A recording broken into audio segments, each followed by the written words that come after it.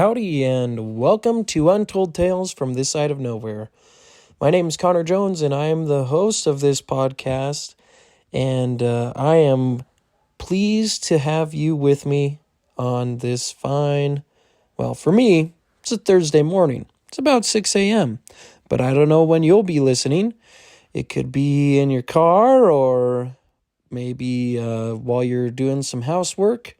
Whatever you're up to, I'm glad to have you here with me in just about as close as you can get to the middle of nowhere. That is Poverty Flats, Wyoming.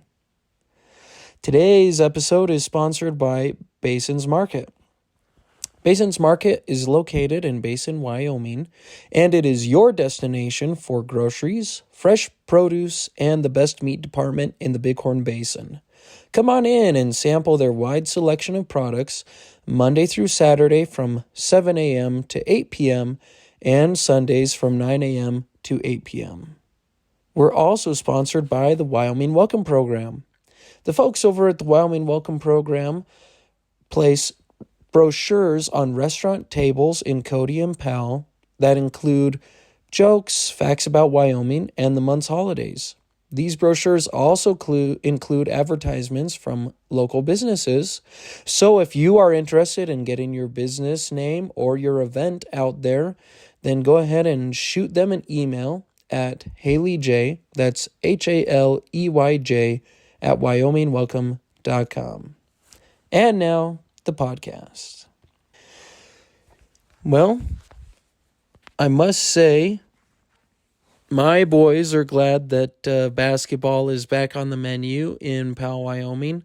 We went out and saw the Powell Panthers in their home opener against Rocky Mountain High School. And it's kind of interesting because, of course, I work at Powell Middle School, and I'm rooting for the Panthers. But I also grew up playing basketball against Rocky Mountain High School. They're Burlington High School's big rival. You know, been rivals with Rocky for decades, and it's fitting that working at Powell High School or Powell Middle School in Park County School District 1, that the colors for their team are orange and black, because those also happen to be the colors of Burlington High School. So it kind of felt like, a blast from the past, watching orange and black playing brown and gold. And sorry, Rocky fans, it was a blast from the past watching brown and gold get beat up by orange and black, because that is what happened on Thursday. But both teams played their hearts out, and I think Rocky's going to do well in the 2A division, and Powell's coming off of a fantastic season. Their boys are their only undefeated season in the history of Powell High School basketball. So We'll see how this year goes. They lost a couple seniors, and they've got some younger guys that are stepping up. So, anyways, when a player leaves, when they graduate, it's always interesting to see how they're remembered. At the game on Thursday, they recognized last year's championship team and talked about the seniors who are done playing for the Panthers. And, it makes you wonder what people say about you when you leave. Whether it's your job, when you retire, or your basketball team. I know for sure I never had any coaches that were terribly disappointed when I graduated. I was never what I'd call the backbone of an athletics team. But furthermore, makes you wonder what people will say when you're gone. And that's what this story is about today. So strap yourself in. This one, I think I did a pretty good job of keeping keeping the mood light when the topic could be heavy. But here we go. What will people say about you when you're gone? Have you ever wondered what people will say about you when you're gone? I asked, squinting at the sticky note on the whipped cream container of spent brass on the table in front of me. It was a little chilly out in the garage, but it was about the only place my kids wouldn't get into my highly organized collection of outdoor gear. Of course, my wife Lily would disagree with that assessment of our garage, but that's simply because she didn't understand my system. There's a system, I would tell her. I know where everything goes. Now I was working through a very complicated and technical process to assimilate my latest acquisitions into the system. It required a lot of time and effort, and even the assistance of another outdoorsman.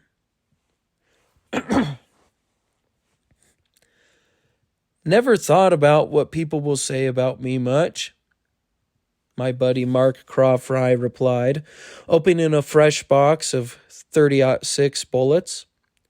Where'd you get all this reloading stuff anyways? Estate sale, I grunted, peering into a cardboard box full of primers. The guy had a bunch of hunting and fishing stuff.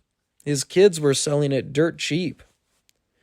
Geez, I wish you had called me, Mark groaned. Did he have a boat? I shook my head. No boat. I looked at buying his bamboo fly rod, but it was going for $500. Even if I did buy it, I don't think I would have been able to use it. With my luck, I would have broke it on the first outing. Marty grinned. Yeah, when you kick the bucket, that's one thing people won't say about you. What's that? I think this is a bronze boar brush, Marty shrugged. No, not that, I said. What is it people won't say about me when I bite the dust? Oh, that you had uncommonly good luck, Marty replied. Man, there are actually a lot of euphemisms for dying, he mused, scratching his chin. I think I'm about as lucky as the next guy, I interjected. He gave up the ghost, Marty quipped. Yeah, that one is interesting, I agreed, lining up some boxes in a neat stack on my workbench. He snuffed it, Marty added. Are we really doing this? I asked. Bit a bullet, Marty added, pretending to take a bite out of a slug he had removed from an old mayonnaise jar. Cashed in his chips. Bought the farm. I think people will say you were a pain in the rear. When I croak, people will say I had excellent taste, Marty declared, opening a large cardboard box. Whoa, what are these? He asked. Duck decoys, I replied. Excellent taste in what, Marty? Marty pulled out a decoy that was meticulously painted to look like a male mallard and looked it over. Geez, I think this is hand-painted, he said, giving a long, low whistle. They won't say you had great taste in footwear, I said, looking down at Marty's camouflage Crocs, which he had paired with gray wool socks. You know there's a foot of snow outside, right? Marty grinned. Don't worry, I can always put these bad boys into four-wheel drive if I need to. I wouldn't be caught dead wearing those things, I scoffed. It's like wearing styrofoam coolers on your feet, but they're even more useless because they have holes all over the place. When you turn out the light, people are going to say you had a messy garage, Marty shot back. Together, we surveyed the shelves stacked with tents, cooking gear, fishing rods, tackle boxes, a single tire with no rim, kids' bicycles, and numerous cardboard boxes in various states of decay. I had long ago stopped parking my car in the garage, and my wife's car barely fit in its assigned spot. There's a system, Marty. I know exactly where everything is. Paid the piper, I offered, glancing back at Marty. Signed his last check, Marty fired back. Sang the final verse, I replied, walking over to the wall and pushing the button to open the garage door. With a jerk and a rattle, it began to rise, the hum of the little electric motor filling the garage. Shot his last buck, Marty added, following me as I walked out of the garage. Do you plan on shoveling the driveway? He asked when we reached the perfect line of snow on the ground where the garage door had been shut. I've never heard that one, I said. It's not a euphemism, Marty huffed. I was talking about all this snow. I thought you said you could put those things in four-wheel drive, I said, looking back over my shoulder. Well, I can, Marty said, looking down at his Crocs. Doesn't mean my socks won't get wet, he added, disgruntled. When those Crocs expire, it will be a good day for all of us, I grinned, pulling on the handle of the tailgate to my truck and letting it fall open. My Crocs will meet their end long after your pickup truck, Marty observed, looking over my old black F-150. When those Crocs meet their maker, they'll be a lot more disappointed than when my truck goes back to old man Ford, I replied. Now we're talking euphemisms for the demise of pickup trucks and footwear? I need to find new friends, Marty groaned. Are these shotgun shells? He asked, taking a box out of the bed of the truck. I thought you didn't own a shotgun. I don't, I shrugged. Scout motto, be prepared. Is that what you were thinking when you bought those duck decoys? He asked. Lily's not going to be too pleased you bought those, I don't think. You know, I have a shotgun. Marty's voice trailed off. Merry Christmas, I grinned. You can have the shells and the decoys if you promise you'll never wear those Crocs to my house again. I don't want to speak at your funeral when you eat it slipping on the ice in my driveway and go off to the happy hunting grounds. When I swim with the fishes, you'll definitely be speaking at my funeral, Marty said, walking carefully over to his car with his box of shotgun shells. It's what any good friend would do, he called over his shoulder. I leaned on the side of the pickup truck and looked down at the collection of boxes, tools, and the air compressor I had picked up at the sale. Is that an ice fishing auger? Marty asked. I've wanted one of those for years. Doesn't run currently, I grunted. Wait, you bought a broken ice auger? Emphasis on currently, I replied. I think the carburetor needs cleaned. She'll be drilling holes through ice in no time. Marty nodded. Well, good luck with that. Marty paused for a moment, then said, You know, when we do clock out one day, do you think our wives or our kids will sell all our stuff too? Not that it matters, the stuff. But don't you think there will be any sentimental value to any of it? I surveyed the bed of my truck and glanced back toward my garage. I remembered the fishing trip Lily and I went on after we graduated college, the one we bought those waders for. I remembered the camping trips when we sat in those old faded camp chairs and watched the stars come out. I recalled paddling our little raft around the Deaver Reservoir until it sprung a leak. Those bicycles? We rode them all over Vancouver Island on that trip to British Columbia. The old four-wheeler? It carried us over miles and miles of mountain trails in the Medicine Lodge Mountains in southwestern Montana, even up that one hill that made Al Jr. cry and beg to get off. A smile spread slowly across my face. Marty, I'm not sure what will happen to all my junk, but you're right about one thing. It doesn't really matter.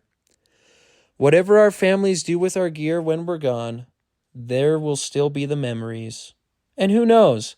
After we're gone, maybe someone else will make some great memories with our stuff too. Marty was smiling now too. You know what, Al? I think you're right. I doubt whether anyone will be able to fit all your junk in their garage, though. I told you there's a system, I nodded. Want to grab that air compressor? There's a little spot next to that broken ladder we can squeeze it in. Marty grunted a little as he heaved the air compressor out of the truck, and I stacked a couple boxes in my arms and followed him through the snow to the garage. Just then, the door from the house opened. Marty and I froze like a pair of raccoons caught in a corn patch. Lily's head appeared around the door. Dear, she said, then stopped, her eyes narrowing. No, she groaned, and pushed the door the rest of the way open. She folded her arms across her chest, the way wives do, and began talking in the voice. You know the one. You told me you were only going to look around. Don't we have enough stuff in this garage? Marty glanced over at me and set the air compressor down on the floor. Think I better get back home, he said. Molly will probably be wondering where I'm at. Don't worry, Lily, I said as alarms began flashing in my brain. Some of this stuff is for Marty. Right, Marty? I asked, looking toward my friend. Marty's eyes widened, and he looked for all the world like a deer caught in the headlights. Yeah, didn't you say those decoys were for me? Sure are, good buddy, I said, my voice full of false cheer. Here, better take the whole box. I walked over to where the box was sitting between a push lawnmower and a children's bicycle with a flat tire. Lily's eyes followed me like searchlights, spotting enemy planes for an anti-aircraft gun. With a grunt, I set down the boxes I had been carrying and scooped up Marty's box. It didn't seem like the right time to get the Chilton's manuals for Ford F-150s 1996 through 2004 out of the bottom.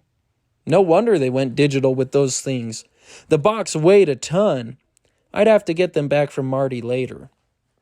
I turned to hand Marty the box, checking to see if Lily was still shooting laser beams with her eyes. Yep, still was.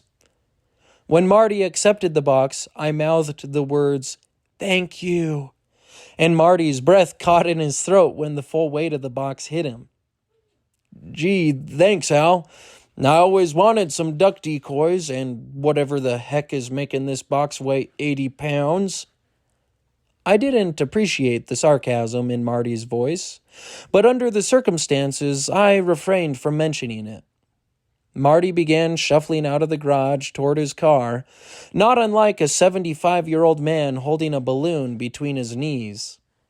See ya, Marty, I said, and turned to meet my fate.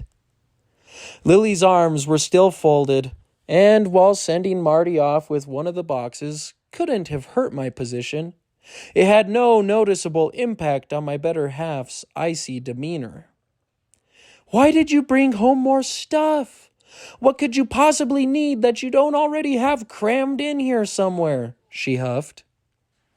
Well, I got a bigger air compressor, I said, pointing towards it.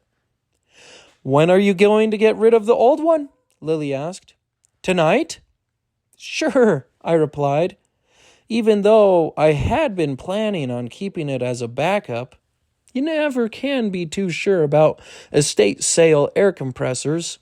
Though the one I had snagged at the sale was bigger than our current air compressor, this one looked like it may have been around for one too many world wars to guarantee its longevity. You have to get rid of one thing for every item you bought, Lily said gruffly. No excuses, she said, cutting off my attempts to reason with her. What about the shed? I asked in a last-ditch effort. I can put some of it in the shed. There isn't room in the shed, she said matter-of-factly. You bought a huge roll of black pipe and a blow-up bouncy house, remember? I'm not sure why the same yard sale was selling both, but they were. I got a really good deal on that bouncy house, I said, trying to calm Lily down. Yeah, because it doesn't inflate. It just needs a few patches, I said. This stuff will fit in the shed with it. I'm sure I can find a spot. No! She thundered, throwing her hands up. Then she took a deep breath and did that thing where you put your face in your hands, then press your hands together in front of your nose, like you're saying a silent prayer for patience. She sighed and said, Look, why don't you close the garage door and come in for dinner? It's cold out here. Just then, I heard a cry of terror and surprise, and heard the unmistakable clatter of wooden duck decoys on concrete, accompanied by a solid collection of thuds made by a fishing buddy and an assortment of Chilton's manuals hitting the ground. Al! Lily cried, and I bolted across the garage towards the sounds. I cleared the air compressor in a single bound and emerged onto the slick driveway where I saw the still form of Marty Crawfry lying in the snow near his car. Hand-painted duck decoys and Ford F-150 Chilton's manuals littered the ground around him, and the box sat near his head, looking shocked, with its flaps open like a big mouth. Marty! I cried, skidding to a stop beside him. I knelt down near his still form and looked down at his face. His eyebrows were drawn together, and his mouth was pursed in a grimace of pain. You all right? I asked, putting a hand on his shoulder. He groaned. I'm sorry about the ice. I should have shoveled this snow hours ago. Al, Marty groaned. What? I think we need to add a new euphemism to the list. You must have hit your head pretty hard, Marty. Just take it easy, all right? I said, trying not to let Marty hear the concern in my voice. It's best not to upset someone who still needs to take a box of Chilton's manuals and some duck decoys home with them in order to preserve your domestic tranquility. Wore Crocs and socks on an icy driveway, Marty muttered. That's probably the best euphemism for snuffing it I can think of. A grin split my worried face, and I chuckled. You're still on that, Marty? Well, let's add, didn't listen to his wife to the list while we're at it. Marty smiled a little, and then his face twisted up in a grimace of pain. He groaned and rolled to the side, pulling one side of his open jacket from underneath him. Think I landed on some of those shotgun shells, he grunted. I couldn't help it. I started to laugh, and Marty began laughing too. Are you two all right? Lily shouted from the garage. Oh, my back, Marty said. His laughter cut short as he clapped a hand to his side and squeezed his eyes shut. Yeah, we're fine, I hollered back to Lily. Let's get you up, I said, helping Marty into a sitting position. Together, we gathered up all the stuff and got it safely into the back of Marty's car.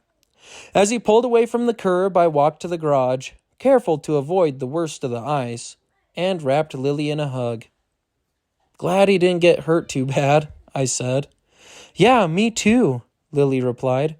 People have died falling on ice. Yeah, I said. If he had conked out right there, I would have been speaking at his funeral. And I don't know what I would say about a guy who died because he was wearing Crocs and socks on an icy driveway with a box full of duck decoys and some Chilton's manuals. Well, there you have it. Another untold tale from this side of nowhere. I guess I should notify any of my close friends or family that listen to this one that this one is another one of those that's all made up. Someone's going to be asking me, so who fell on your driveway? But that has not actually happened. Though I do have acquaintances who like to wear Crocs, and quite a few of them. So if you wear Crocs and socks, maybe you can let us know about it. You can reply to this post when we post the new email to Facebook, or you can shoot me an email at untoldtalesthepodcast@gmail.com. Maybe share what you think people will say about you when you're gone, or maybe some requests. I mean, it's never a bad idea to get that out there. So in the event you do wear Crocs and socks on an icy driveway, they'll know what you want said at your funeral. So anyways, it has been great having you here with me, and as always, this has been another untold tale from this side of nowhere, where we work twice as hard for half as much and still find time for the important things, like fishing. Catch you next time, folks.